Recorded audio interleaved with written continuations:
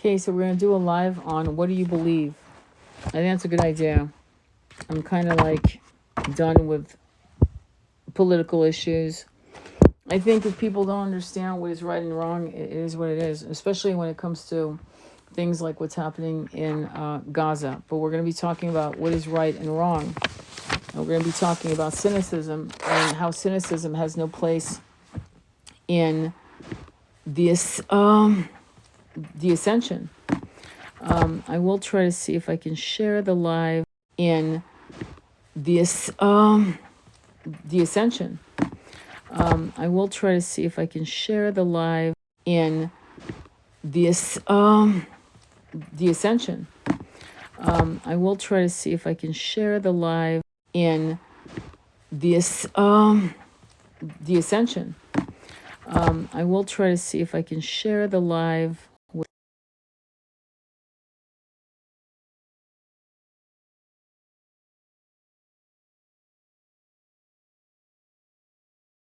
Let's see what else. Let me see if I can sound the live with people I know. See if they come on. And then if you can share the live, fantastic. If you can't, all good. It's all good. We'll move on. All right. So just waiting for we get 9 people. We are going to do an oracle reading, actually. And I just got the book on Project Blue being exposed by Sean Russ, and also the Project Bluebeam, the original copy by Serge Monast. I'm gonna wait until I've read it before I read it to you guys, so I kind of know what I'm looking to share with you guys.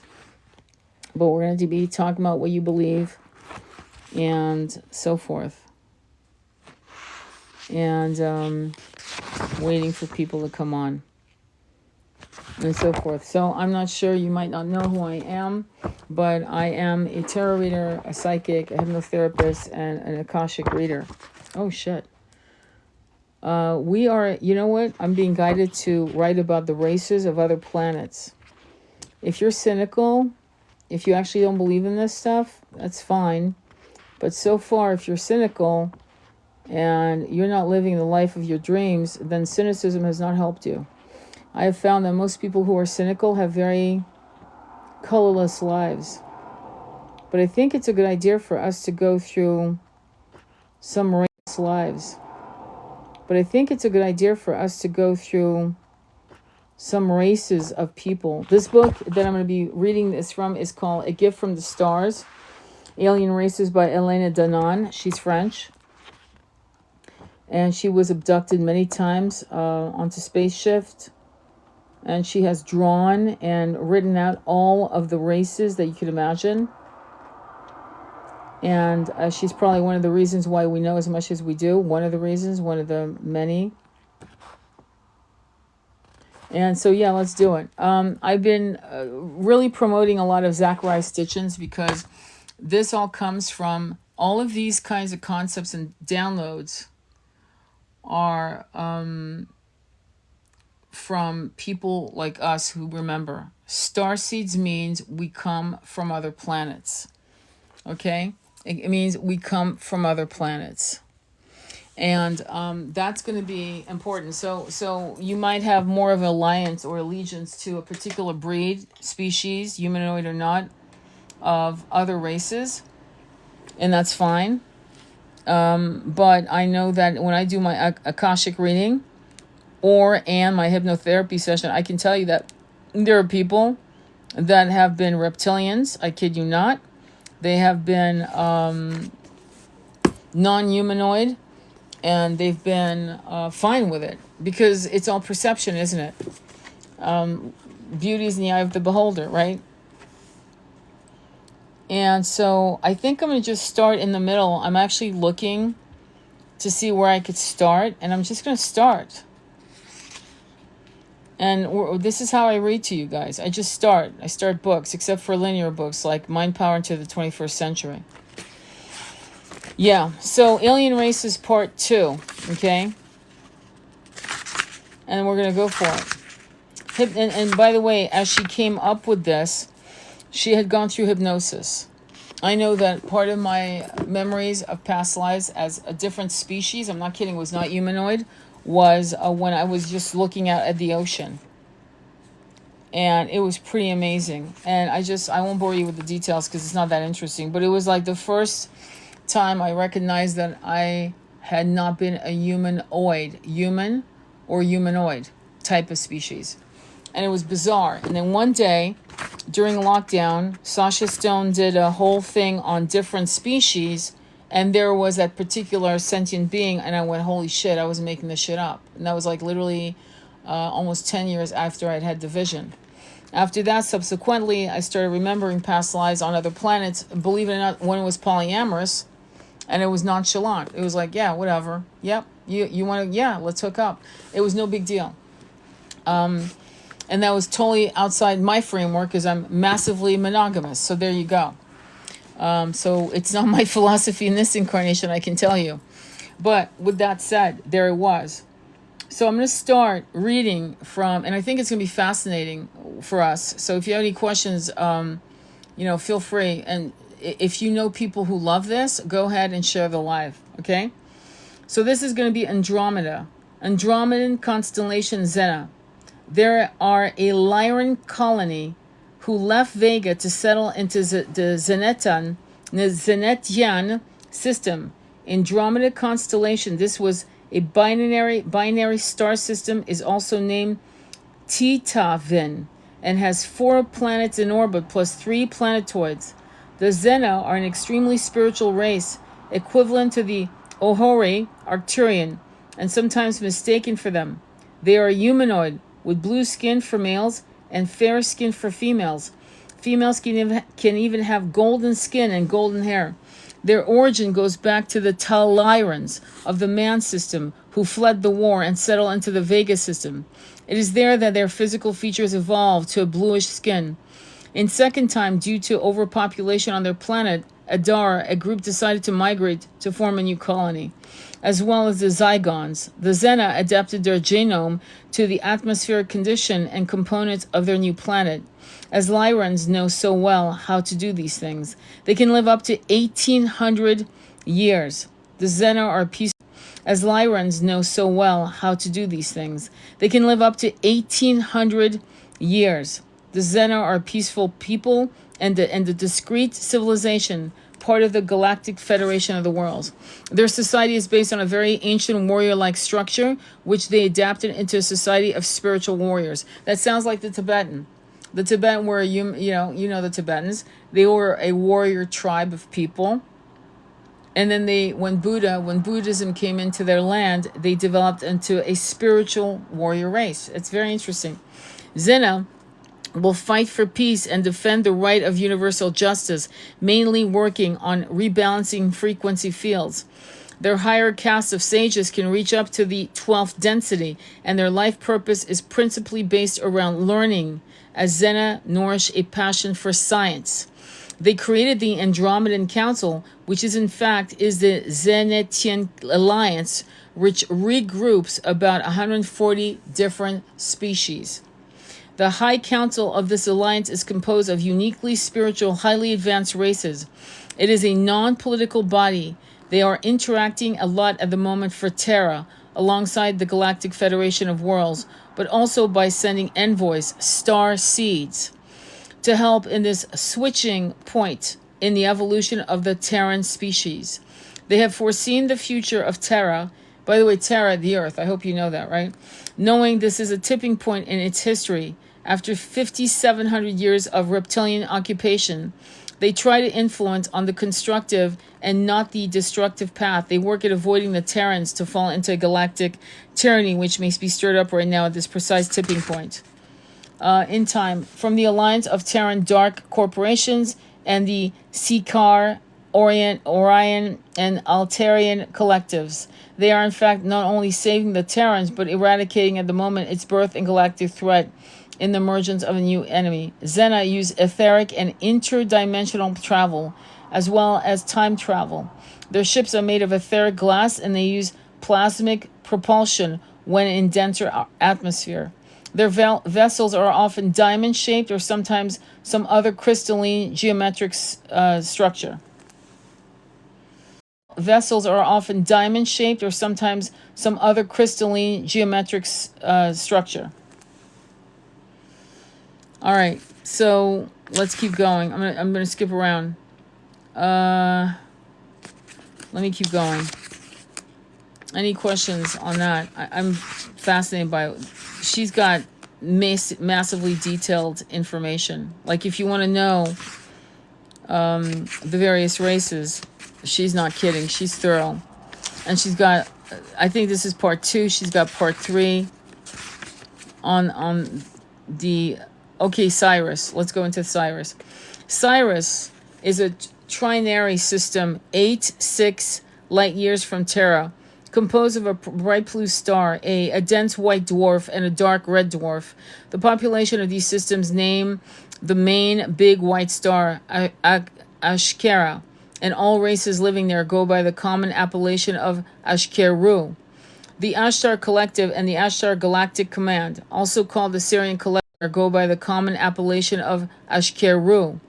The Ashtar Collective and the Ashtar Galactic Command, also called the Syrian Collective, the headquarters of the Ashtar Collective, are located in the planetary system of Sirius B, Thula, on the planet Morga. It includes many species, among which we find to the most reptilian, greys, reptoids, and humanoids, and insectoids. Ash means bright light in the ancient common Syrian language. Tar means the seat.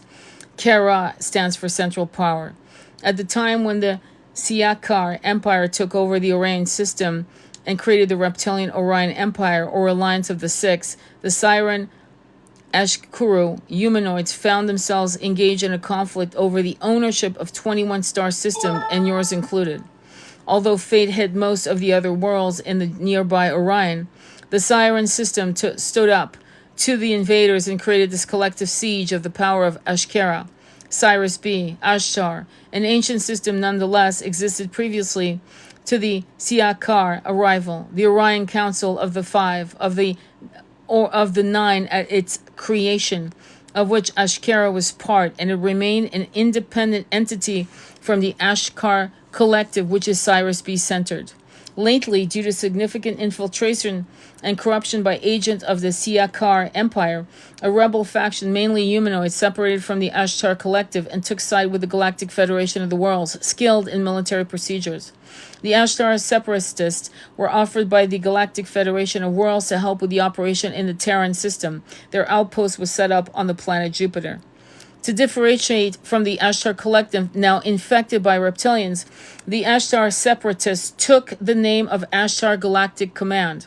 They are not based in a particular system, but in large moving motherships concerning any Terran affairs. The Ashtar Command's outpost in your planetary system relates to the Galactic Federation of Worlds.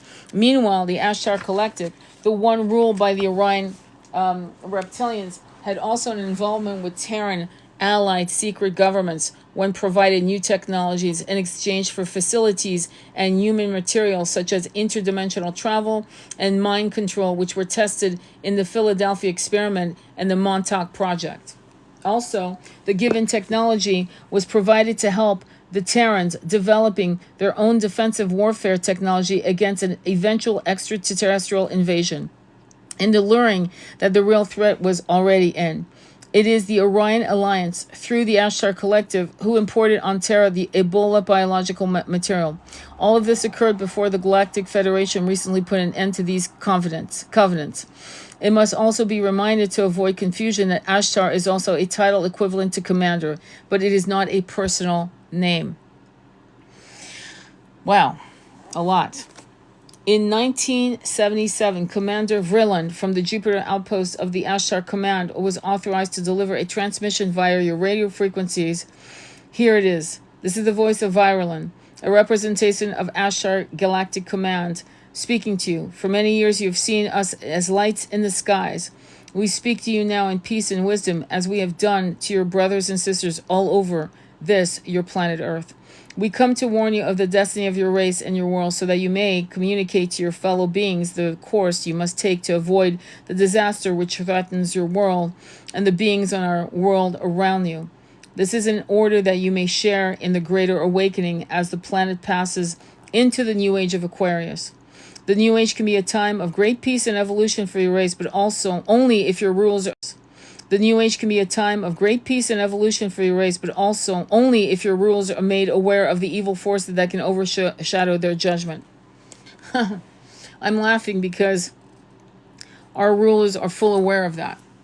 In fact, they're embracing that. Be still now and listen, for your chance may not come again. All your weapons of evil must be removed. Well, no kidding. No kidding. What do they mean by weapons of evil? Well, they mean what we already know. How many nuclear warheads do you need? I mean, it's gone too far, right? This time for conflict is now past, and race of which you are a part of may proceed to the highest stages of its evolution if you show yourself worthy to do this. You have but a short time to learn to live together in peace and goodwill. Well, what does that mean? Yeah, racism is out. Gender bias is out. Homophobia is out. It's out. Let me repeat. Is out. Gender bias is out. Homophobia is out. It's out. Let me repeat what he said. It's sad that we have to have other species come and talk to us about the obvious, but okay. This time for conflict is now past, and the race of which you are a part may proceed to the higher stages of its evolution if you show yourself to be worthy to do this. You have but a short time to learn to live together in peace and goodwill. Small groups all over the planet are learning this and exist to pass on the light of the dawning new age to all of you. You are free to accept or reject their teachings, but only those who learn to live in peace will pass to the higher realms of speech to all of you. You are free to accept or reject their teachings, but only those who learn to live in peace will pass to the higher realms of spiritual revolution. Here now. The voice of Rillian, a representative of the Ashtar Galactic Command speaking to you. Be aware also. The voice of Rillian, a representative of the Ashtar Galactic Command speaking to you. Be aware also that there are many false prophets and guides at present operating in your world. They will suck your energy from you. The energy you call money will put it to evil ends and give you worthless dross in return. Your inner divine self will protect you from this. You must learn to be sensitive to the voice within that can tell you what is truth and what is confusion, chaos, and untruth. Learn to listen to the voice of truth which is within you, and you will lead yourselves onto the path of evolution. This is our message to our dear friends. We have watched you growing for many years, as you too have watched our lights in the skies. You know now that we are here, and that we are here, and that there are more beings on and around your earth than your scientists will admit. We are deeply concerned about you and your path towards the light, and will do all we can to help you. Have no fear. Seek only to know yourselves and live in harmony with the ways of your planet Earth. We are at the Ashtar Galactic Command. Thank you for your attention. We are now leaving the planes of your existence. May you be blessed by the supreme love and truth of the cosmos. Is it saying anything wrong? Does it feel dark? Does it feel evil? I don't think so. It's a pretty nice message. It's saying live as brothers, stop your bullshit. And if you don't stop your bullshit, you're not going to make it. You're not going to make it into the new age, the new earth. It's saying work together. It's saying there are communities who are working together, who are bringing light onto the planet, who are working. There's nothing evil here. The evil is when they say, pack your shit, you're done, you're fucked. Anything that's going to proceed and push fear into you is a corrupted download. This is her download, Elena Denon. And this is not a corrupted download. I can tell you that right now. Let me see. Any questions or comments? Hang on for a quick second. I'm looking at something else to read from this book. And I love, I'm discovering this book with you, so just so you know. Okay. Hang on. I want to see another description of a race of people, or humanoids, or even reptilians. I don't care, really. I just want to... Okay, I'm going to go here. To Seti, Aramani Setians. The Aramani come from a planet named Araman in the Tau Ceti system called Norca, and their very name attests to their Lyran origin, Aramani. In the ancient Lyran, common language means the exiled men. Ara, exiled men. Okay. Humanoid from Tau Ceti. They also send ulterior another colony to the Epsilon Eridani system on a planet they named Area. The Aramani are a race of tan skin, 5 foot tall humans with a slightly pointed ears, dark hair, and a strong muscular density. Did you hear that? It is interesting. Did you hear about the pointed ears? It's funny. I've actually seen them in some of my Akashic. They are genetically descendants of the Lyran Tal race, a mixed group of humanoids. Did you hear that? Mixed group of humanoid who fled the attack in their world by... Did you hear that? Mixed group of humanoid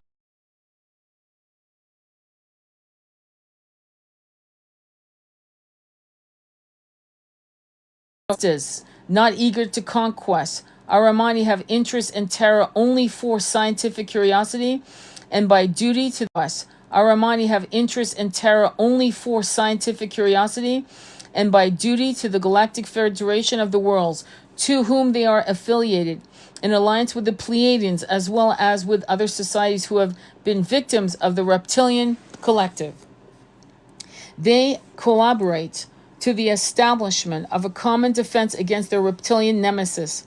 They visit Terra only when in collaboration with the work of the Galactic Federation of the Worlds, whose main work is to raise the awareness of the Terrans about their subservience of their societies by other races, notably the Sikiar, Mitra, and Kili Tokur, helping them identifying and exposing corrupt institutions and elites, manipulations in liaison with those enemies, uplifting human consciousness and developing strategies against advanced mind control technologies, monitoring extraterrestrial infiltration, deprogramming, mind control, rescuing abductees and implant removal, and finally promoting multi-dimensional consciousness. Their ships are discoiled and of a very pristine shape. Their ships are discoiled and of a very pristine shape. So we have a lot of allies more than you think, because I'm seeing different races and they all look like they're here to help. Draconians, reptilians, we might as well go into it because here it is. Reptilians, Constellation Draco, main system Alpha, Epsilon, and Sigma. There are 7 different reptilian species in the Draconis constellation star system, but 3 main reptoid races, including the Alpha Draconians, are most known and feared. They have been permanently on Terra for over 15,000 years, and sporadically for much longer, going back to millions of years. They colonize over 500 planets by means of infiltration through governments and other leadership positions, and have a presence on thousands of planets. Their 3 home worlds are Tubun Envar, Alpha Draconian, head of their empire; Typhon Jinsar, considered technologically advanced species, but they prefer to work in the shadow as an advance for their agendas. Jinsar, considered technologically advanced species, but they prefer to work in the shadow as an advance for their agendas. Reptilians from the Draconian system are known for having a very particular routine to invade worlds. Hu or Solipsarunian system are known for having a very particular routine to invade worlds.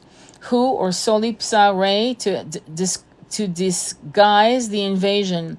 Indigenous populations will be made to believe that the harmless and apparently genuine visitors need help and assistance in their genetic program to save their dying race. Leaders will be promised wealth, weapons, and technology in exchange, and when all treaties are signed, the Draconians show up as the true new masters behind all this. And once in, you cannot get them out unless at a great cost. Well, that sounds very familiar.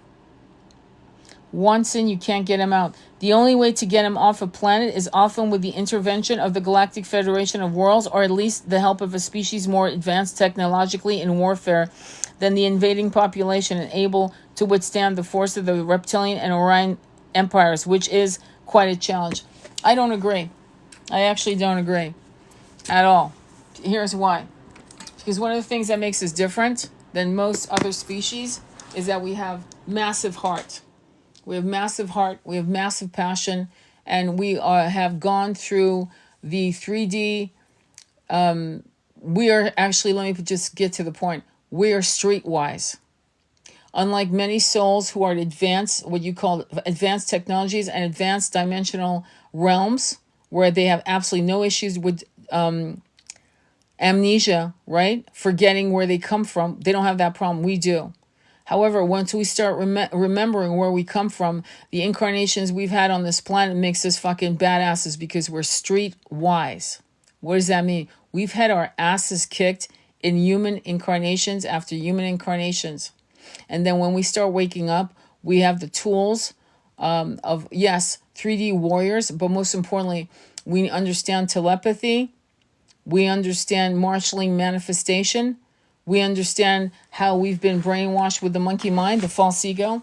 And we understand and we work very hard to actually destroy the monkey mind's ability to make us second guess. And we understand and we work very hard to actually destroy the monkey mind's ability to make us second guess, hesitate, or whatever bullshit happens to the monkey mind.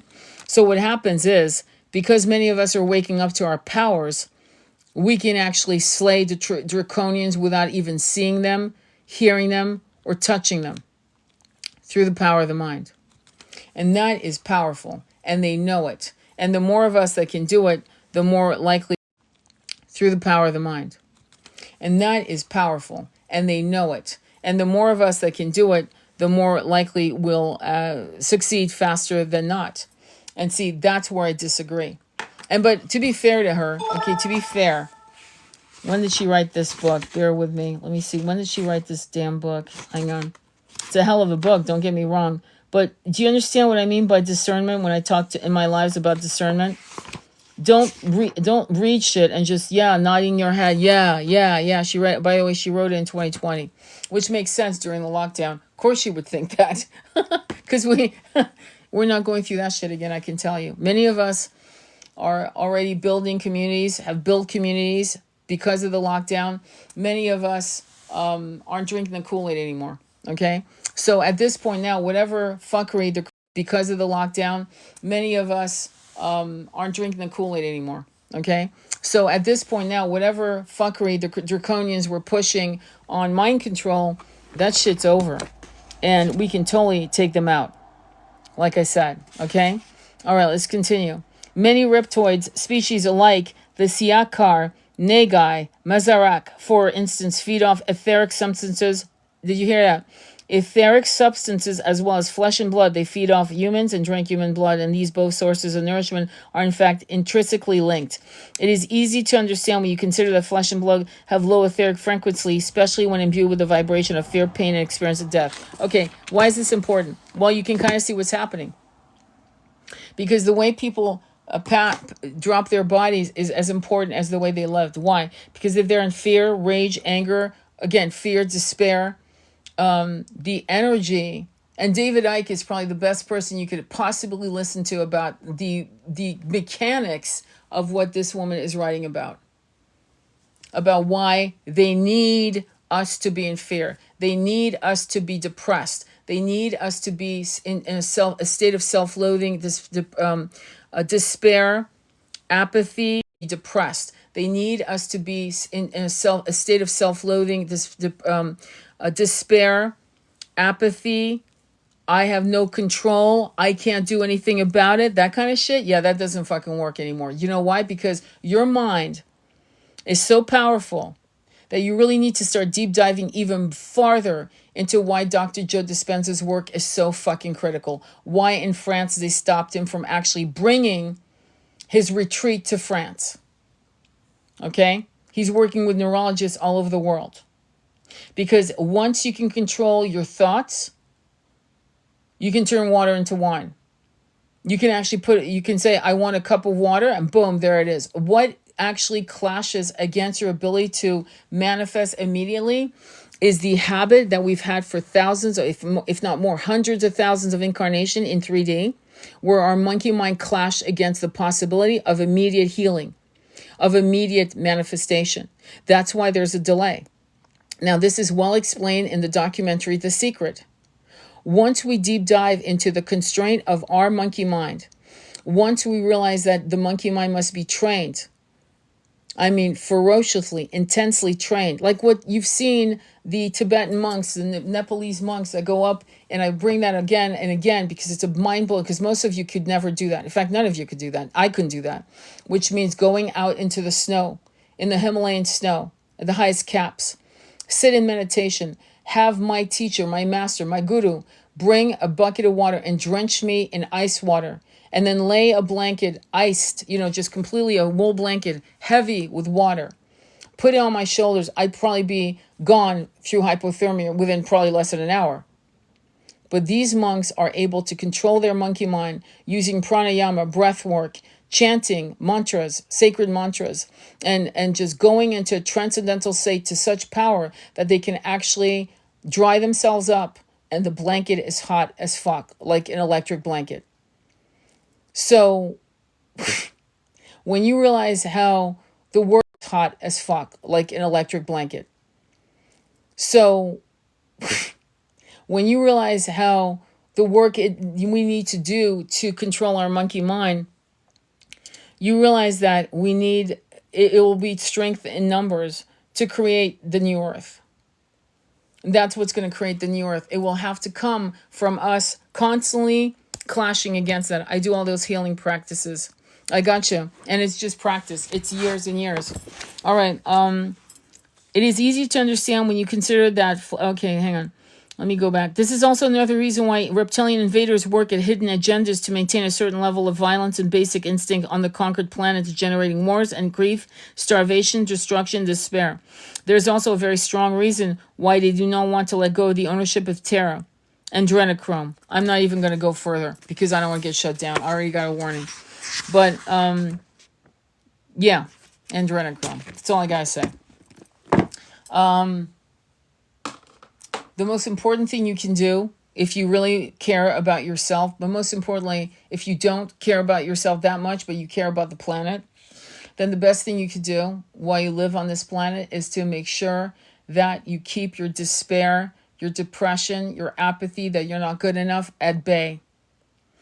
And I'm not talking about being, running around going, I'm the chosen one. I'm not talking about kissing your own butt. I'm talking about literally realizing that this is a serious, serious mission we're on as a collective. Did you notice that there's only 10 people here?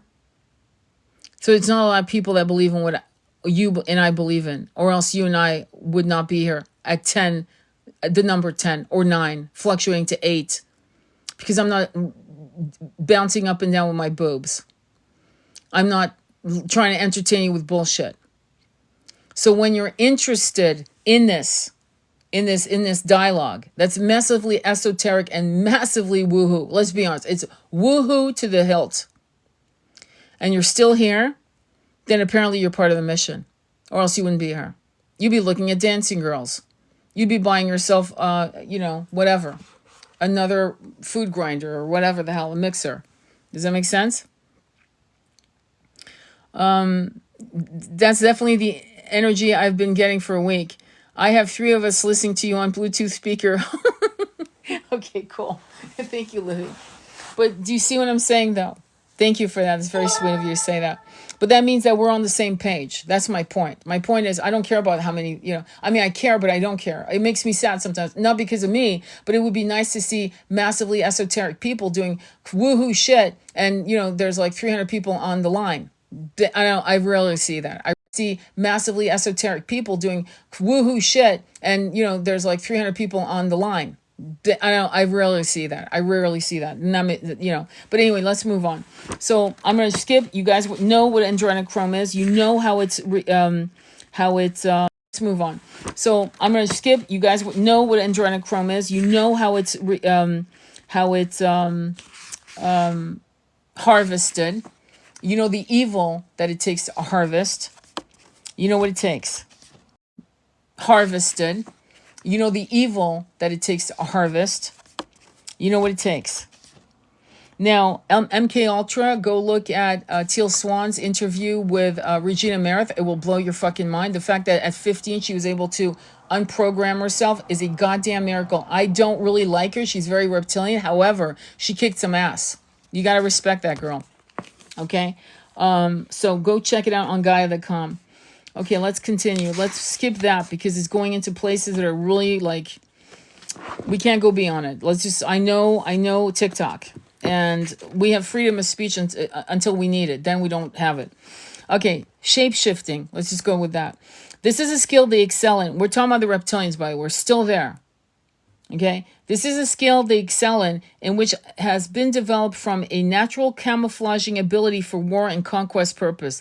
They will bury their energy signatures to any signature they opt for, and it can be very deceitful. They are very good at it. Their natural mental capacity to generate illusions is coupled with a particular technology involving temporary molecular rearrangement. And adrenochrome helps greatly with that. Look at it. Avoid. Here I am avoiding it. There it is again. Wow. This is fucked up. So that's why they need it. This is like connecting the dots, man. This is why we all have to share books. And I need to, like I said, I've been promising doing a podcast. But to be, I'm trying to figure out, I may have to move to Rumble, to be honest. Okay? Then I can say whatever the fuck I want.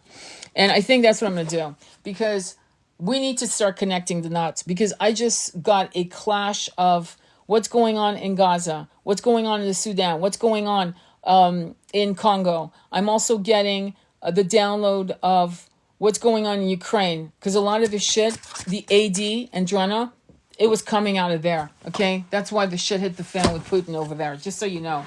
Okay, and this was being talked about in 2020, okay? Just so you know. I remember that. And so what we need to do is understand what we're against so that we understand the level of focus and energy we have to marshal within ourselves individually, which will create an egregore, which we talked about the egregore. We talked about individually, which will create an egregore, which we talked about the egregore. We talked about it with Andromeda Flame. We talked about it again and again. If you have missed the egregore, which is the exact system that was used against us for thousands of years to keep us on our knees throughout our incarnations. Go check it out. It was used by the 1%, which was taught by the reptilian races. Okay, let me continue. So apparently they use the adrenochrome to, hang on for a quick second, to do what they're doing, right? To cloak, shape-shifting, and visual vibratory modulations using either a projected hypnotic, listen to this, or holographic field around their body. Well, what is the universe? We talked about in Mind Power to the 21st century. We are in a holographic universe. The universe is a holographic universe. So you can actually co-create anything you want if your monkey mind's not tripping you up. Remember? Mind Power into the 21st Century by John Keogh. That's just to fucking manifest a car, a new job, a better love affair, or whatever. Okay? So using either a projected hypnotic or holographic field around their bodies. It is a virtual green screen, or what you can call a mirage, if you prefer, which is an easy way to describe how the trajectory of light is modified and rearranged to create an illusion. And a mirage, if you prefer, which is an easy way to describe how the trajectory of light is modified and rearranged to create an illusion. And of course, they are also masqueraded as Telosi and Pleiadians in an effort to deceive abductees and gain their compliance. And of course, also, as you know, but it is also best to remind, if not all Pleiadians or human type visitors are reptilian involved in some type of agenda against humanity. In other words, not all Pleiadians or human type visitors are reptilians involved in some type of agenda and against humanity. Okay, what does that mean? It means when you develop heart coherence, it doesn't matter how beautiful the figure walks towards you. You will fucking run because you'll know, yeah, this is not real. I'm not feeling good in my heart chakra. Like, this is wrong. It won't matter if it comes looking like Angel Michael. It won't matter if it comes like a Pleiadian with shimmering skin and hair and eyes. Your heart will go drop. It will fucking drop and you'll go, game over. I'm out of this scenario. And this is why it's really important for you to actually, we're being trained. When you're having corrupted downloads, when you are having a connection in your meditation, for example, with a guide that feels off, or you get a dream where you see the most beautiful, gorgeous human beings or angel, and then you feel like, wait, hang on, that felt really weird. I feel weird. You're being trained by, I believe, your guides, your light team on the other side. They're training you to discern. Don't trust your eyes. Trust your heart. Don't try to argue your heart and go, well, I don't understand. It's not logical. Look, I mean, it looks like a Pleiadian. We're being trained like shamanic warriors. And so what it's saying is that if they can cloak and they can appear to be Pleiadians, or they appear to be something that like an Andromedan, and you're like, oh my God, there's my people. I'm an Andromedan. Here's my, and you're like, I don't know. Why do I feel so weird? That's all you need to know. Run. That's it. Run. And that's going to be very important. This is what I mean by, don't freak out when you have corrupted downloads. You're not failing. You're being tested. Okay? And so I'll give you an example. When I was 19 years old, I had a dream. Downloads. You're not failing. You're being tested. Okay? And so I'll give you an example. When I was 19 years old, I had a dream. It was colorful. I was flying. The skies was beautiful. It was perfect, right? And then here I was in an elevator with a 12-year-old boy, the most beautiful creature I had ever seen, with blonde hair, blue eyes, and he's just magnificent, like the most beautiful boy. And I was like, huh. And suddenly it appeared as a demon. And I remember like jumping out of my dream, like literally like falling, like a falling dream, which I'm sure many of you have had. And the voice that reverberated in my head, I never forgot it, was, beauty does not mean goodness. Beauty does not mean, voice that reverberated in my head, I never forgot it, was, beauty does not mean goodness. Beauty does not mean goodness. And that was a massive lesson. And then afterwards, subsequently, as I started meditating in my, as I got older, decades passed, and I remember a massive lesson. And then afterwards, subsequently, as I started meditating in my, as I got older, decades passed, and I remember in 3 years ago, I had a vision of a faceless guide. And at first it was fine. And on my third meditation, there came this faceless guide. And I was like, this feels like I was like, no, fuck that, lights out. And I got out of the meditation and I knew it was wrong. I knew this was not my guide. This was an imposter. This was not one of my guide teams. It was an imposter. And sure enough, after consulting with one of my spiritual friends, it was just, yeah, it was confirmed. Another time I had another vision where I was told by spiritual friends, it was just, yeah, it was confirmed. Another time I had another vision where I was told that I needed to do something else again, to incarnate again. And I was like, no, that's not the agreement. So I called on my twin. I called on my husband, who both of them have passed over. And then finally, the third person in planet Terra, right, planet Earth, was my son. And all three said, no, that's not the deal. That was a corrupted download. So you never stop getting corrupted downloads. They will come like mold in your bread. It's nothing crazy. Just I need you to just go, wait, does this feel good to me? If the answer is no, it's most likely a corrupted download. If it makes you feel sad, powerless, it's a corrupted download. And when you get a pure download, it's easy. You feel good. You come out of your meditation and go, yeah, I got this. Yes, yes. You're excited. Anything else? Don't. And you've been fucked with. And what you need to do now is reject it. Say, I do not consent. And that's the end. You don't have to do a whole ceremony. You can sage yourself if you want, which is fine. But you don't have to lose your mind over it. Okay? All right. Now, I don't know how many of you have had Men in Black. It's a mental war. It's a spiritual mental war. Absolutely. The mental war is with us, actually. Because unless we consent to them playing with our monkey minds, right, which we don't, then it's game over. Does that make sense? It's game over. Okay? So the most incredible war you're going to have isn't actually with the reptilians. It's actually with yourself. And once you realize you've mastered that, you're going to be okay. Because at that point, nothing can take you. Nothing can harm you. Nothing can influence you or degrade your energy. Nothing. Have any of you had dreams when you were children of weird, dark energies? Have any of you had flying dreams or where you saw men in black or silhouettes or dark shadow? Okay, good. Oracle Alchemist says yes. I did too. I had another client who had crazy fucking energies of demonic spirits coming at her, and it almost drove her crazy. Let me tell you something that's interesting. Now, does it happen to everyone to that level where she went to the hospital? No, not everyone's going to go to that level, but she did.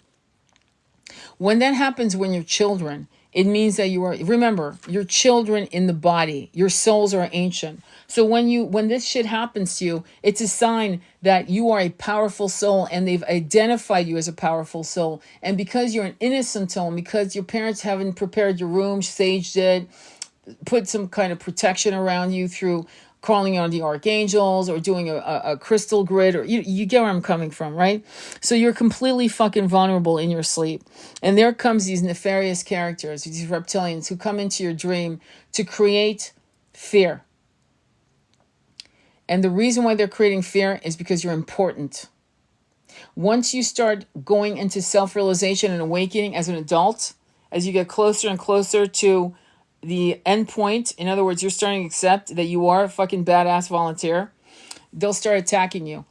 It's actually a good sign. It means you're kicking ass and going in the right direction. But all you have to do is learn how to protect yourself and reject it and keep on moving. Do not fucking regress. Do not run back to the cave. Do not do that. Because when you drop your body and you realize what this was all about, you're gonna feel like fuck. Okay? And people I can name, there are two people that ran back into the cave, one of them being the most famous, Doreen Virtue. Okay, do not be afraid. They threw my truck off the road. Yeah, I hear you. Let me see. Let me keep going. Let's look at some fun things because this is intense and I want you to have a good night. But does that make sense? Any questions or comments? Okay. A lot of different types of grays, bald, light head, I highly recommend this book. It's not cheap, but it's called Alien Races by Elena Donin. Hang on, let me, okay, Lyra. Okay, for many of you, Lyra is, you remember, okay? So let's go. Let's talk about it. Lyra is a home to a plethora of worlds and the main cradle of the man humanoid species. There isn't any equivalent name for this constellation, as the design of a Lyri. It forms in the Terran sky as a visual alignment only seen from your planet. Although many of the Lyran worlds are to be most connected by a common, extremely old culture, and 4 original main humanoid races populated the majority of these worlds: Tal, Ahel, Nor, and Lan. A great variety of other species also inhabited this area. In particular, a few pacifist indigenous reptoid races, Afim, Spantsi, among many, but we will only describe, as we have chosen to do so, the races in interactions with your planet and its history. We will call the star system home to these cultures, prime systems.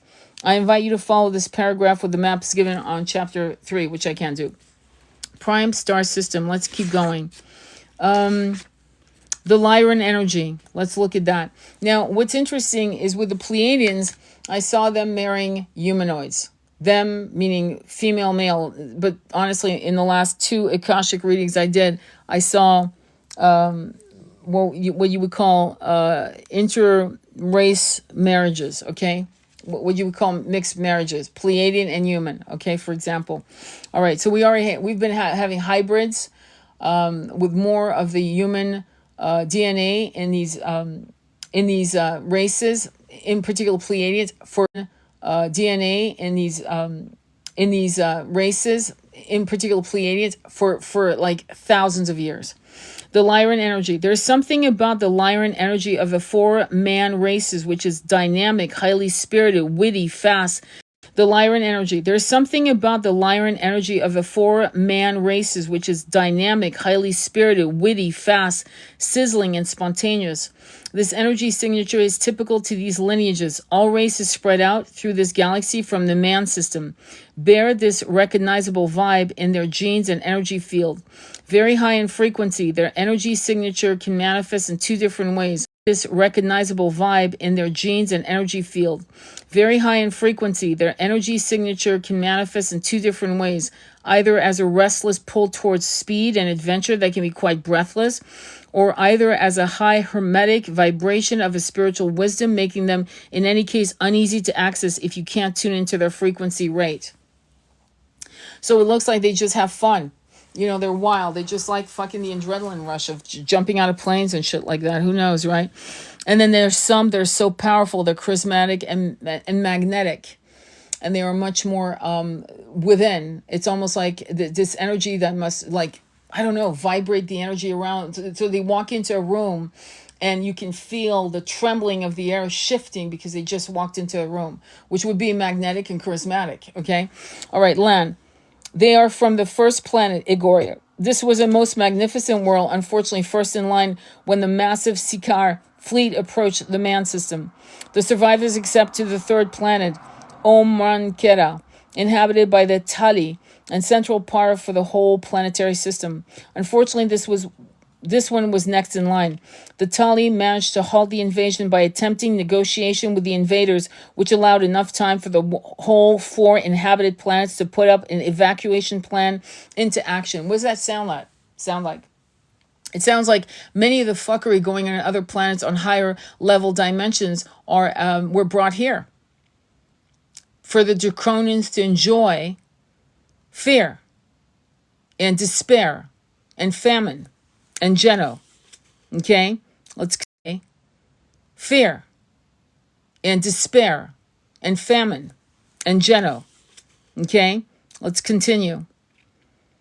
And by the way, Lee Harris, he's a very famous channeler, channeled the fact that we do not need to be a planet to have war or Geno or famine ever again. This is not a polarity we consent to. And we can actually, each individually, make that pact with the universe. And we should. I know I did. Okay, let's continue. The Tali managed to halt the invasion, I just said. Tall humanoids with beautiful feline faces, features for the upper part of their head, from their flat nose with noticeable nostrils to their long, heavy red or golden hair. Although their mouth is a humanoid-like as are the rest of their body. Heavy red or golden hair. Although their mouth is a humanoid-like as are the rest of their bodies, their ears are small and rounded, and they have a tail. Their skin, generally light brown, is covered with short silky fur, and their eyes are all sorts of shades, amber and turquoise being the most common color. Egoria, their homeworld, before it was ransacked and scraped off its vegetation to become a reptilian mining facility, was a beautiful world, still spoken about in our legends. The vegetation had on Egoria colors not found anywhere else, such as golden magenta, pinks and purples, and the sky had a green-blue shimmering light. Lawn cities were built from crystalline materials, Lani treasures above all beauty, culture, and art such as music and poetry. Lani have an active part in the Galactic Federation of Worlds, taking an important part of the galactic diplomacy. Lani discovered Terra about 1 million years ago and settled a colony there, starting a genetic experiment on the indigenous hominoids. Shortly after the 1 million years ago and settled a colony there, starting a genetic experiment on the indigenous hominoids. Shortly after, the Sikar Empire arrived at their turn, and the two factions fought in a series of historical conflicts called the Terran Wars. It's incredible. What I did have a download, and this was a while back, in the last month, was that if we do what we're supposed to do, which makes us I don't want to kiss your ass, but which makes us, because I really don't want you to go there, okay? Fuck the chosen one. We're better than that. We're volunteers. And I keep repeating myself on that because I do not want to feed your ego. See, that's the problem. But if we can accomplish the new earth, if we can cross the bridges out of this bullshit of the infrastructure that has harmed us, our souls, our incarnations, our ability to be with our soul tribe members, to be in union with our twin, our beloved, our eternal consorts, for example. If we can do that through breaching and destroying the walls, the rocks, the cement that has been the 3D reality of our amnesia, individually and collectively, if we can do all that and escort the new earth, the reverberation of that will be felt across the planets, and the draconians will be actually, I wouldn't say destroyed, they will disappear because the frequency will no longer be a match. That means that if we can do this here, and this is why many of us volunteered to, will disappear because the frequency will no longer be a match. That means that if we can do this here, and this is why many of us volunteered to come here for this mission. It's game over if we can do that. It's a culmination of millions of years of trying to figure out game over if we can do that. It's a culmination of millions of years of trying to figure out how do we fucking destroy these forces that keep going from planet to planet to planet and destroying all planets and all races. Okay? And that's why we're here. So if we can accomplish that, then, and we can. Okay? And that's why we're here. So if we can accomplish that, then, and we can. We can. Why? Because we have love in our hearts. Because we're not doing it for greed. We're not doing it because we want a better sports car or a more expensive watch. We're not doing it to save our asses. We're doing it to save everyone's asses. And we're doing it because we love humanity, and we love this planet, and we love other planets, and we love our homes that were destroyed on other realms and dimensions. And because of that, because of all this love, we can actually co-create such a force of frequency that we will rush and catapult this planet ourselves into 5D, and that will it's like a rush of flame, of fire, of light that will actually catapult all these planets into a reset and explode these draconians, aka reptilians, out of the realm. They will not be a match. They will no longer be a concern. Game over. Peace and harmony. Abundance for all. It's over. And though it sounds very great book, right? Great movie. They've never made movies like that, have they? It's always, we're back in 3D. Oh yeah, let's save the planet. Yippee-yi-yay, mother, right? But we're still in 3D.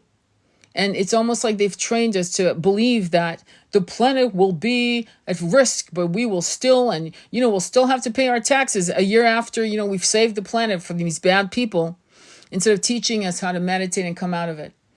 And the quickest and the fastest movie that ever actually taught us that was Matrix, and come out of it.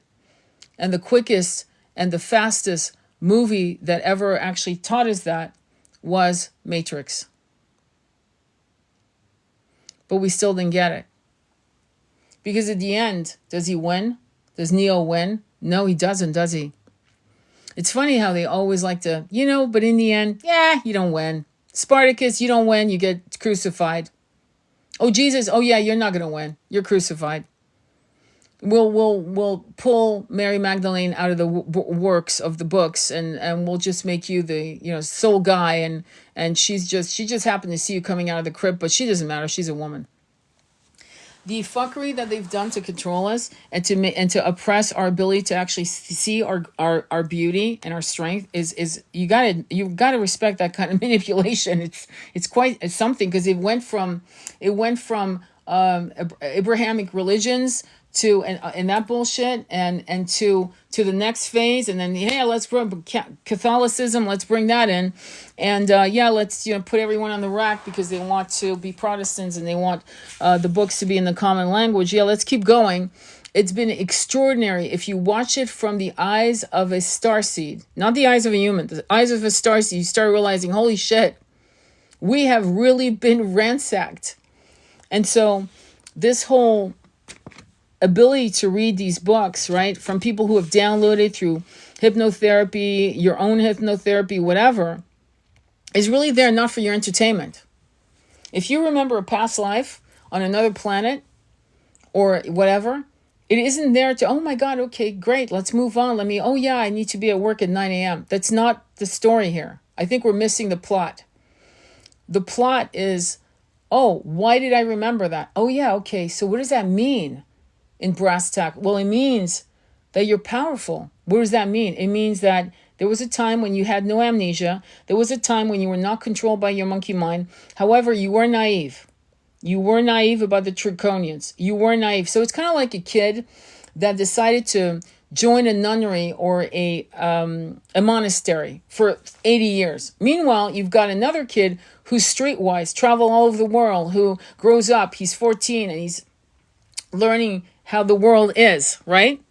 And he goes, he's in his 30s and he's in his 40s, and he falls in love, and he has children, and he sees what happens with the educational system, and it goes on and on and on, right? And suddenly he decides, after he's raised his family, his wife passed away, he has a connection with God, and he goes, let me go into the monastery. I've decided to just, for the last 7 years of my life, or whatever I have left, I'm in my 70s now, what the hell? I'm going to connect with God. He's streetwise. No one can fuck with him, ever. Because he can read people. She can read people, and she can manifest what they want when they want, unlike the person who spent their entire life in the monastery or abbey. What does that mean? Well, there are, as you know, starseeds who have never ever taken incarnation on this planet. Never. And they never will. Because the concept of amnesia scares the shit out of them.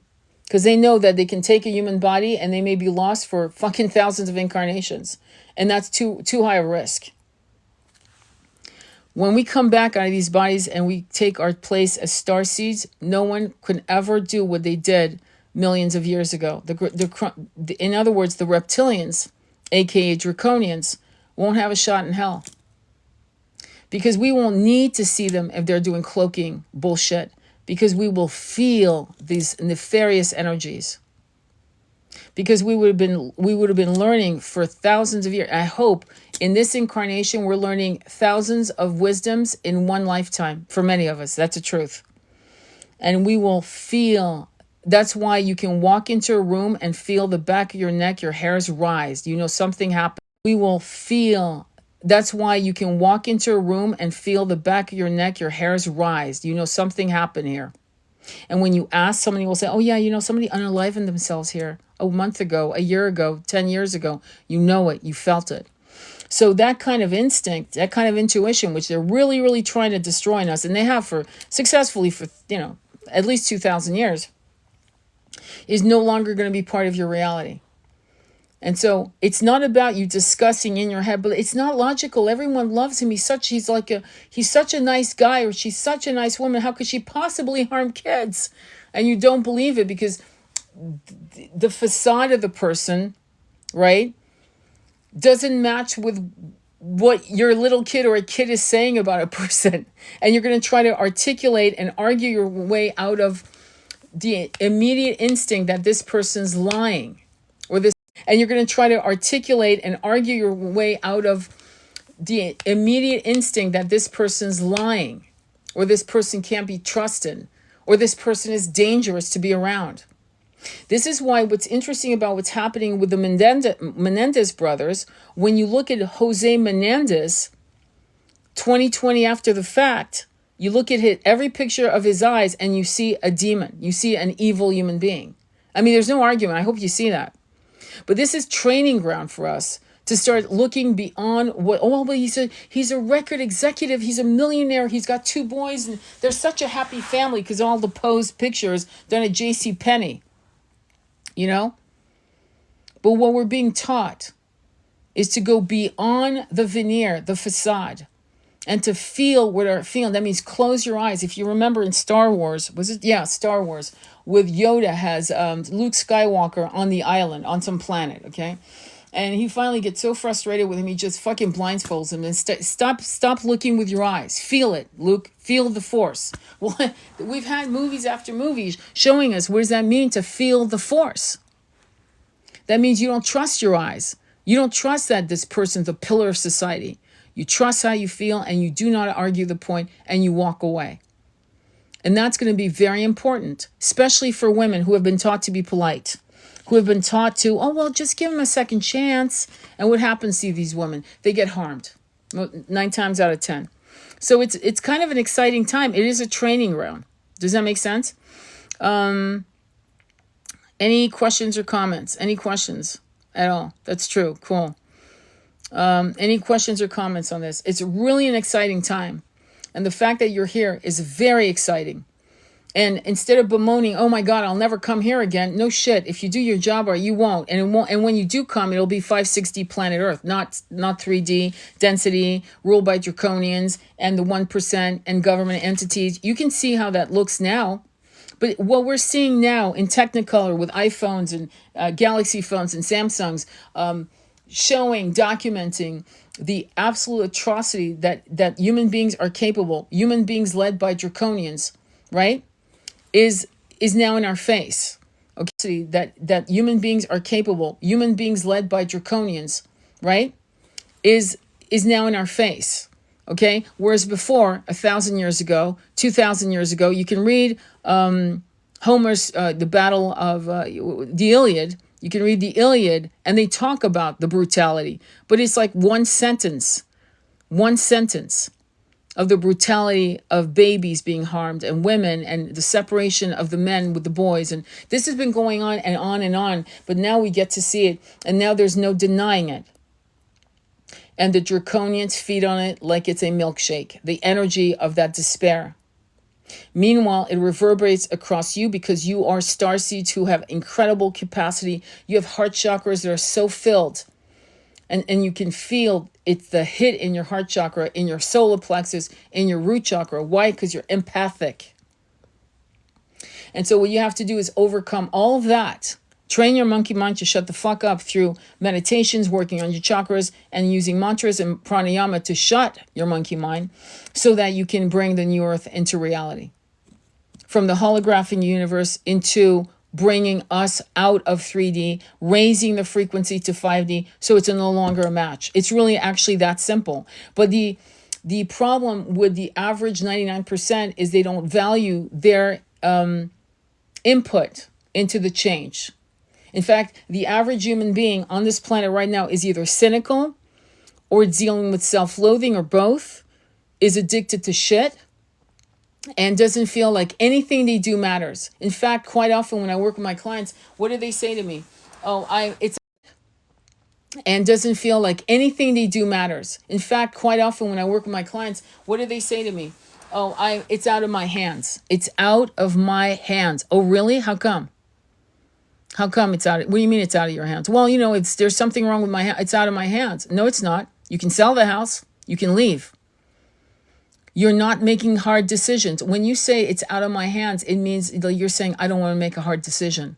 Leaving a marriage, leaving a school, leaving a job, leaving a home or state or a country. It's never out of your hands. Never. So going back to this, that's why I'm telling you it's not out of your hands to change the planet through frequency work. You have no idea how hard it is for me to talk to my clients and say, you need money? Yeah, I need money. Do the altar of abundance. Oh, well, did you do the altar of abundance a month later? No, I've been busy. Busy? Are you better with your money? No, but you didn't do the altar of abundance. No. Why? I'm busy. Okay, well, it's not going to change itself. And yet I have clients who have listened to me, who have done an altar of abundance. Boom, there comes the money. Out of nowhere, just fucking magic. Just shit, just miracles. Why am I saying that? Because there are certain things that are ancient ceremonies, tools that the Druids knew about. That ancient names that I can't even, high priests and priestesses that knew about it. They used these things to change the frequency of blockages, to open portals, to bring in what they needed for abundance for themselves and for the all. Does that make sense? The shit works. Or else the concept of altars, mantras, chakras, pranayama, breathing, would not have survived damn near 10,000 years. And of course, if I'm saying 10,000, it means it was brought in from starseeds and taught to humans. Okay? It wouldn't have survived if it didn't work. No one's that stupid, okay? None of us are stupid. None of us are going to waste our fucking time doing a mantra if we don't think it's going to work. We're not going to do it. Why? Because we're smart with our time. None of us really have time. Trust me. We're all being pushed. We all are trying to figure out how to afford this and afford time. None of us really have time. Trust me. We're all being pushed. We all are trying to figure out how to afford this and afford that. We're all balancing all kinds of shit. It's done by design. And the reason why they're putting this squeeze on us, individually and collectively, to the 99% by the 1%, is so that we can't think, rise, and create the egregore we need to create the new earth. It's by, you better like realize that it's a whole plan. And for so many decades, for hundreds of years, they were so successful. So the ascension that's been promised, the meek shall inherit the earth, that kind of, okay, well, guess what? That's what they're afraid of. And meek means you don't want a war. Meek means you want abundance for everything. Meek means kind. It's a fucked up word, isn't it? By design. It means empathic. It means intuitive, psychic, telepathic. It means all of that, but they use the word meek. Telepathic. It means and laugh at it and walk away from it and say, oh no, I'm a badass. Are you kidding? You damn right I'm going to inherit the earth. Oh, and you 1%, bye. Don't let the door slam on your ass on your way out. And that's exactly where we have to be on an individual level. And if we're not, if you actually on your way out. And that's exactly where we have to be on an individual level. And if we're not, if you actually feel that nothing you do matters, then I suggest you put yourself through a rigorous disciplinary training. Something that I'm being told to say Bruce Lee. Bruce Lee was faced with all kinds of racism. You have no idea, in Hollywood. And he was able to overcome that. And he went against even his own people to share secrets, martial arts secrets. And we all know that something weird happened, because there's no real reason why a man of that power, and people can come up with fucking reasons until the cows come home. Those are rumors. A man who would use his body like a temple would take care of it like a temple. Why do I know that? Because when his back was broke and in a street fight, in a basic martial arts fight, that was illegal, obviously, and he was in tractions for like 6 months, he meditated his vertebrae to heal. He should have never come out of that in any way but a wheelchair, if he was lucky. So a man like that's not going to fuck around with his health. I'll say that. And so we know, because he was revealing all kinds of amazing secrets. And he was able to teach us. We are still living his legacy. We still enjoy his wisdoms, his incredible quotes, and this incredible face filled with all this passion and beauty, physical beauty, because he was a starseed. And so he was a starseed. And so he knew that for the collective to heal, that he had to breach rules that were dusty and old, and that he had to reveal secrets that would heal and help other people get to an alignment. In fact, many men, many women, and that he had to reveal secrets that would heal and help other people get to an alignment. In fact, many men, many women in the West were not into rajas and meditation and yoga and all that. They weren't into that. But what they really got into was martial arts. And that brought them the discipline of meditation, of inner expression. And then they started studying Shaolin masters, because, he came up with the show Kung Fu. That was his show, and they stole it from him, which is in the movie Enter the Dragon, I believe, or one of the movies made about his life. And the point about it is that he was able to somehow overcome the betrayal, 10 swords in the back, of his story, his pitch of Kung Fu, the show that David Carradine took over, which was an absolute racist move, but let's move on. And it became a very powerful show, but suddenly the world knew about this move, but let's move on. And it became a very powerful show, but suddenly the world knew about Shaolin masters, monk warriors. And then suddenly they started understanding the concept of discipline, monk warriors. And then suddenly they started understanding the concept of discipline. So if you don't believe that you matter to the evolution of the planet, as you sit here listening to me and people like me, in supplication to asking you to just put the fucking key in the ignition, turn the key, and move your engine, meaning move forward. You don't have to be brilliant right now. All we need you to do right now is believe that every step you take towards the ascension for yourself helps the collective. That's going to be probably the most important thing you can do in the next 3 months. And after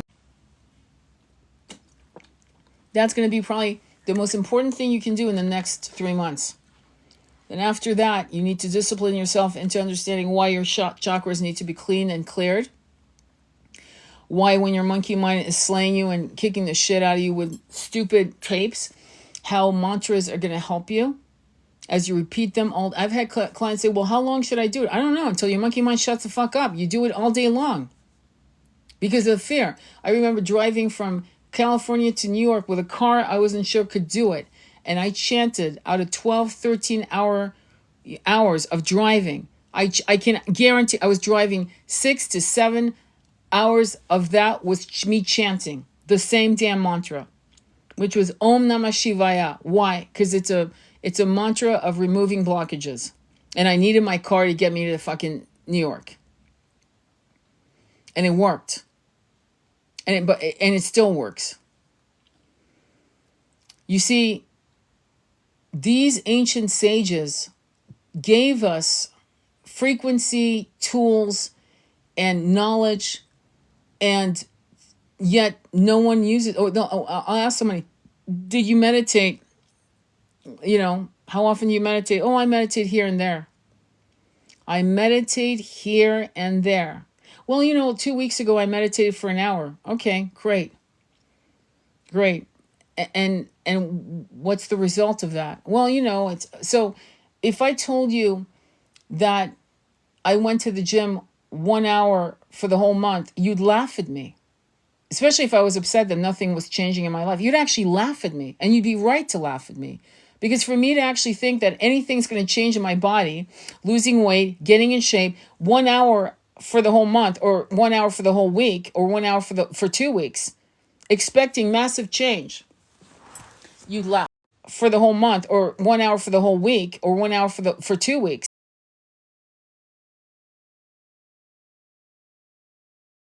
You're actually better off going to the gym 20 minutes a day, every day, 7 days a week for 6 months, and you will see massive change. It's impossible not to see it. I don't care if you still eat the same amount. Similarly, that's the concept with meditation. You show up every day. You show up if you still eat the same amount. Similarly, that's the concept with meditation. You show up every day. You show up for years. The shit will hit the fan. Why? Because you're having a human experience, so the shit at some point will hit the fan. And when it does, you'll be transcendental. And the shit that would have taken you down for months might take you down for a day, a weekend, and you're back. You're back. Because even though you're dealing with the loss of somebody or the loss of a job or a massive fight that really messed you up, you'll still be in meditation the following day. And because of that, you'll rise out of the ashes of the massive disappointment or a tower moment you had, and you'll move on into, you'll go, well, fuck, this was, damn it, what am I supposed to learn from this? But strangely enough, I feel calm. Do you know how many clients tell me that? I feel calm. Yeah, I'm about to lose my house. I don't know what it is, but I feel calm. My twin just walked out on me and married someone else, but I feel calm. My twin just had a baby with another person, but I feel calm. It's called confidence, transcendental acceptance. It's called, I know that no matter what, It's all for the benefit of me and them. And the separation now gives me time to think, to grow, to become more powerful. Powerful to do what? Powerful to help yourself, and what you feeds your twin. For example, if you're in a twin relationship, what you feed you feeds the people you love, because it's an umbilical cord. It's like a mom making dinner, and everyone's going to sit at the table, and whatever she made, everyone's eating it. And if she made it with love, everyone's eating this amazing prasadam, loving food. And if she made it when she was pissed off, everyone's going to eat the bitterness of her tears in the food. It's really that simple. And you can't deny it. You see what I mean? Any questions or comments? Anything that you guys want to say? So, anything at all. I would love your comments. So the Draconians are here. We know that. In fact, me and Andromeda, I think it was a month ago, we were looking at two men. I've mentioned it once before. Two men that were in the public eye who, I don't know, the pictures came up in our feed. I don't know how in TikTok. And nothing, it was just a basic benign picture in an article. The pictures came up in our feed. I don't know how in TikTok. And nothing, it was just a basic benign picture in an article. It had nothing to do with anything woohoo. And I looked at the guy's neck, a particular man's neck, and I went, wait, hang on. That's a fucking long neck. Hang on, let me look at his face. His face looked Pleiadian, okay? And I just stared, and I asked my son, I go, what do you, he goes, whoa, what is that? It's almost like he's not real. Like it's claymation or something. But he was real. Because I Googled the guy to see other people, and I went, holy fuck, he looks like that everywhere. I asked her Andromeda Flame. She goes, oh, he's not from here. I know, he's not, is he? She goes, no. I said, I'm thinking Pleiadian. She goes, that's what I was thinking. So I have to tell you that we not only have Draconians here, but we do have Pleiadians here and others that I don't know. But this guy was definitely magnificent here. But we do have Pleiadians here and others that I don't know. But this guy was definitely magnificent to look at. In other words, there was something about a light. His eyes were a certain shape and a certain size. It was a little too big. It was crazy. And it made us smile. We felt really good about it. We felt like we're not alone. They're not leaving us to figure this shit on our own. So there's a lot of hope, my friends. And the saddest part about this is that we have been exposed to the kind of fuckery of these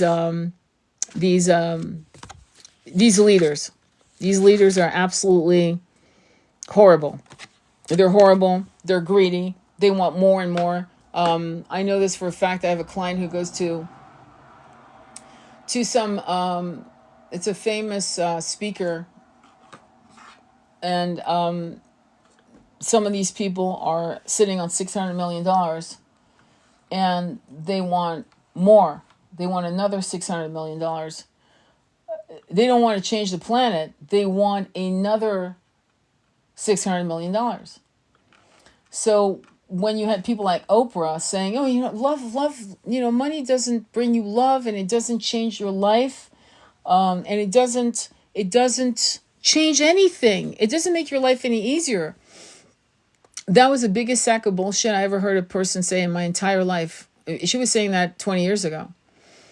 But you and I both realized that if people in Maui had money, it would change their life. Actually, it does change. Money does change your life. However, there's a point where you have to cap it and go, how much money do I really, really fucking need? Do I really need more than $600 million? Do I really need more than $36 million? The cap of fuck you money is $36 million. Where did I learn that? Andrew Tate. If you don't have $36 million, you can't say fuck you to people. Once you hit 36 million, you can say fuck you. I'd be happy with $500,000. So, it really matters. So Tony Robbins is the guy I was referring to. Nice guy. He's really good. He's very powerful. And, but what I notice from one of my clients who is wealthy, to some level of wealth, not extraordinarily, but that's the goal for him. And he was telling me that there are people paying $80,000 for some of the talks. And the talks are motivating talks to get more, to be more successful.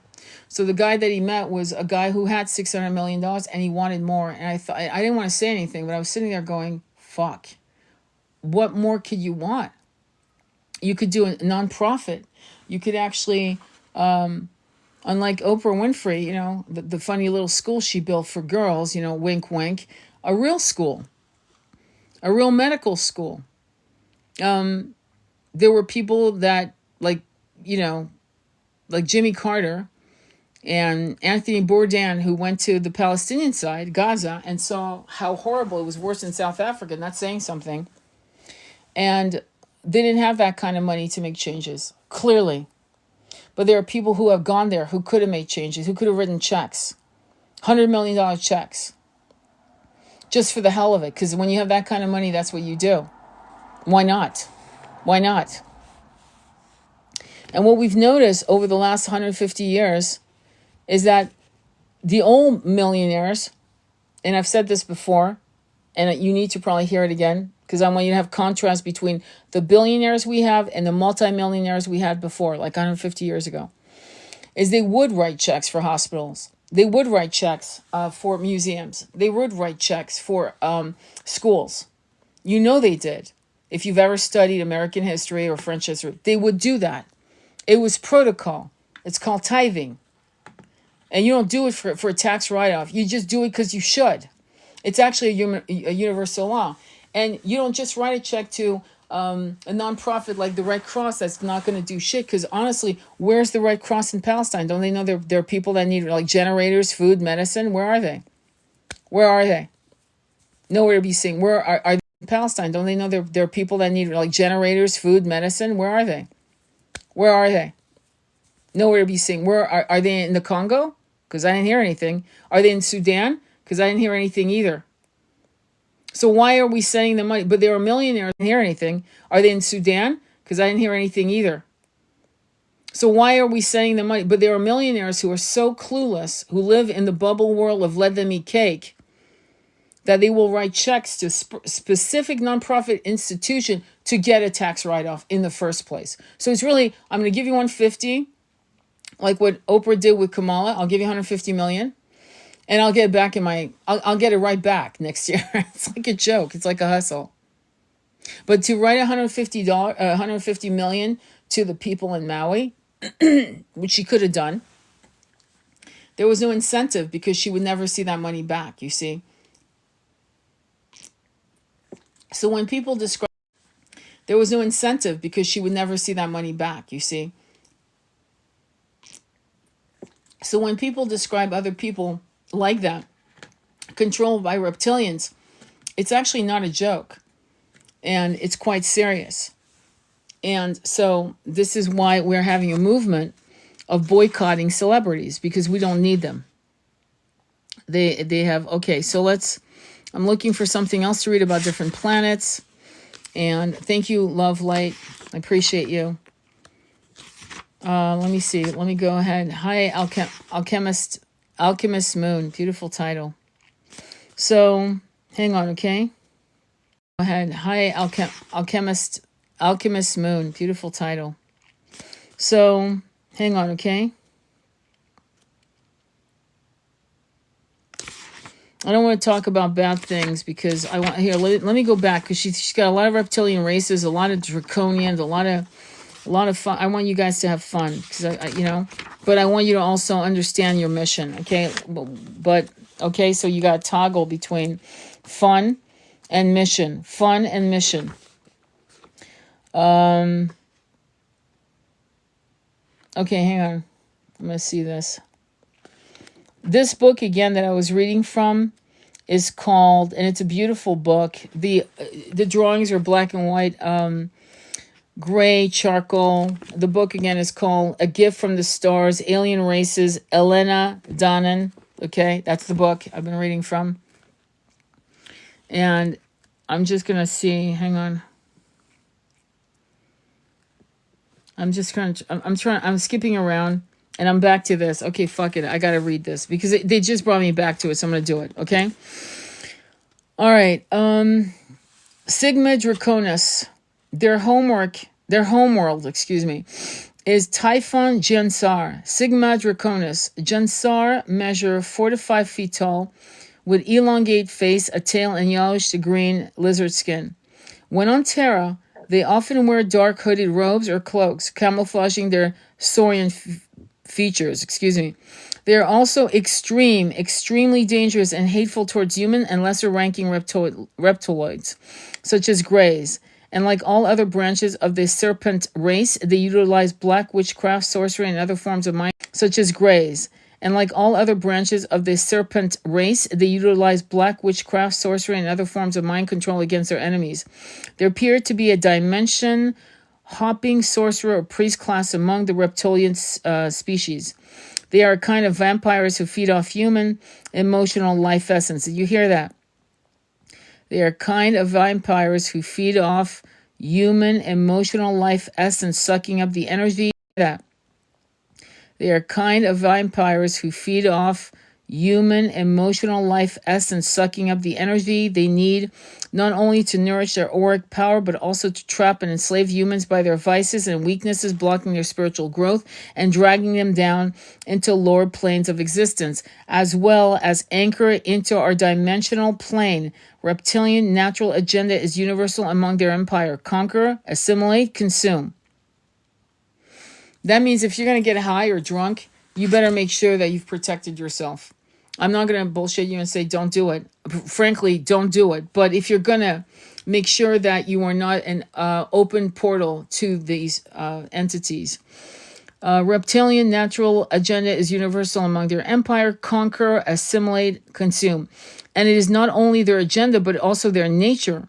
They are using humans as a parasitic, do you hear that? Parasitic host, assimilating them genetically, hybrids, psychically, implants, and even bioplasmically. Dark magical rituals involving contacts with the realms of the dead and summoning demons. You know what I mean by demons are very useful to the reptilians for tearing holes in the fabric of space-time between their and your dimensional planes, for the reason that these creatures feed off the gloom of the human collect. Did you hear that? Now you can understand why it's happening in the Middle East and what's happening in Congo and Sudan and other parts of the world. Like, for example, Afghanistan, where they have shut down women's ability to even speak out loud in public, where even one lock of hair will get them stoned. Did you hear that? Let me say, for the reason that these creatures feed off the gloom of the human collective, the best and true way to set them back is to defeat your enemy within. Any methods of resistance involving shining your own light and healing your wounds and weakness is greatly helping. Did you hear what she said? It's exactly what I've been saying. It's funny how people, Christians and other people of that mentality will say, oh yeah, it's a demon, it's a spiritual war. But it's I don't know, there's no teeth to that. Okay, great, it's a spiritual war. What does that mean? Well, you know, they're duking it out in the heavens, you know, between the heaven and hell. Yeah, well, what am I, 12? No, I need to know exactly what the fuck I'm dealing with. Oh, well, there you go. Outer space people. People that are, you know, excuse me. I've been saging all day because I've been clients all day. But if you read these kinds of works, from Zachariah Stitchin's talking about the Anunnaki in our making, and these kinds of books, you start realizing, oh, that's what this is. And there's a breakdown. And how are they doing it? Through hypnosis, through Akashic readings, through just spontaneous memory. And then you get to, okay, that's what they look like. That's what they feel like. That's what their purpose is. That's why they're doing it. And they've been doing it for thousands of years. Okay, know thy enemy. And then after that, you move on. You move into the light. You move into your light. You move into making sure that you call on all of the energies that are on your side, obviously, because you're not alone. You're not bereft. No one's out to fuck you completely. They're basically asking you, would you like us to help? Because we can't come in until you ask. If you want a pizza, you got to call. If you want a pizza delivered, you got to call up and go, I need a pizza, 16-inch. This is what I want on it. Similarly, if you want protection, you kind of go, I need a pizza, 16-inch. This is what I want on it. Similarly, if you want protection, you kind of got to tell them, because there's a spiritual law that they cannot intrude unless you ask for help. So on a daily practice, you should be saying, angels, guides, allies, I give you permission to guide me in word and action and protection. That should be out of your mouth every morning before your feet hit the floor. Action and protection. That should be out of your mouth every morning before your feet hit the floor. Action and protection. That should be out of your mouth every morning before your feet hit the floor. Action and protection. That should be out of your mouth every morning before your feet hit the floor. At the end of the day, what you want to do in this incarnation is do as much work on yourself as possible so that they can't, listen to this, any method of resistance involving shining your own light and healing your wounds and weaknesses is greatly helping. Okay? The so-called men in black are cybernetic life forms controlled by SIAC, working with the U.S. government's secret division, usually accompanied in their visits at your door to intimidate you. What I just mentioned before was in your dreams when you were a child, when you were having weird visitations. Some of you actually had beautiful visitations. I can tell you that in my situation, I had a friend, an adult woman, who was of my original humanoid beginnings, if you will. And I don't mean humanoid on this planet, obviously. And she would come and knit clothes for my dolls and talk to me. No one knows who the fuck I was talking about for you. I mean, to this point, no one knows. And I realized it took me years to realize, because I was 14 by the time I was talking to my mother and my grandmother, my this, my that, and they were all like, what are you talking about? And I realized it took me years to realize, because I was 14 by the time I was talking to my mother and my grandmother, my this, my that, and they were all like, what are you talking about, a redheaded woman with a green suit? What do you mean? And she always had a green suit, and she always had red hair and red lipstick. It's one of the reasons why I do a lot of redheaded, you'll notice. It doesn't matter if they're Chinese, African American, Tibetan, Japanese, you'll see red hair. It's from that, just so you know. And it's like an homage to that woman, because she probably kept me sane. The soul that was coming in, the star seed that was going through into 3D to keep me company, because she knew what I was going to face in this incarnation. And so very similarly, you might have had a friend or friends, but you also had attacks as a child to create fear in you. And they were also, the light beings that protected you were there to protect you as best as they could, because you were important. Because I can tell you, I've spoken to other clients all over the world, and they don't have those memories. There was no attacks. There was none of that. They were not identified, or maybe they forgot. But I can tell you that once they started waking up and they were at a weak point, a vulnerable point from the dark night of the soul into an awakening that shook their whole reality to smithereens, they did start getting attacked. And it was because they were making progress. Doesn't that make sense? Okay. So, listen to this. So they come to your door to intimidate you by a true reptilian shapeshifter. Such synthetic creatures are also infiltrated by great numbers in Terran society, and the way they recognize them is similar to identifying a shapeshifter. Remember the woman on the plane? Remember that woman on the plane yelling? To these criteria, you may also add a peculiar synthetic smell, unrefined features, no fingerprints, faint or artificial-looking ears. They also are named Horlock, and when they are not of the above, they are Terran human under mind control. In order to dissuade witnesses, they use mind control, a reptilian specialty, and threat by fear of psychological weapons. If I were you guys, I would go ahead and watch the control, a reptilian specialty, and threat by fear of psychological weapons. If I were you guys, I would go ahead and watch the movie, and this was highly recommended by Andromeda Flame to me, And I'm so glad I watched it twice back to back because I couldn't believe it. It's called Men Who Stare at Goats. Men Who Stare at Goats. Again, a shitty title to keep a lot of people from watching the movie. Watch that movie. Okay? MK Ultra, my friend. They move in black cars and black helicopters and are assigned to underground facilities. Activities of the Siakar Empire on Terra. Reptilian hybridization. They have interest in human DNA as they have been involved with it since eons of time, making in this aim great use of their expert abilities to use their shape-shifting skills. Siark are as involved as manipulating Terran DNA in the conception of their own hybrids as the Greys and their helpers biologically created drones. Synthoids and various hybrids, human abductions, when the abductees never return, are usually of draconian nature. Now, let me tell you something that was very interesting about some of the books that my twin was reading, which was by Carlos Castaneda. The first book that I read was called Journey to Ixtland. And what was the exercise in that book by Don Juan to Carlos Castaneda? It was to move the wind.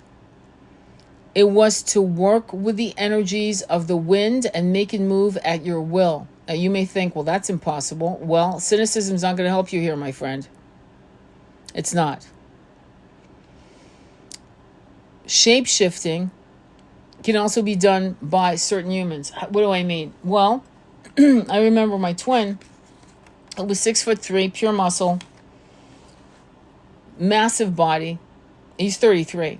He's 32 by the time he's 33 when I meet him, but he's telling me that he's doing this at 29. He said he would play a trick. 6'3" men are hard to ignore, especially if they're well built.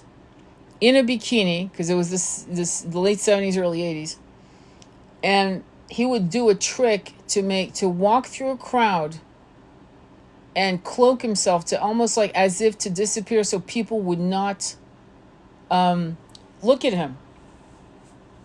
Now, to almost like as if to disappear so people would not look at him. Now, connecting the dots on this idea of cloaking himself so that people didn't see him, like to the point where people would bump into him, is Marilyn Monroe. And you've heard of this. Where she turns to whoever, I forgot who it was, but she did it with Truman Capote. So I'm going to bring up Truman Capote. And because she used to do it all the time. No one would look at her. No one. It is like a it's a game that we humans have and we play it. So what does she say? No one's looking at her. They're walking down the street in New York City.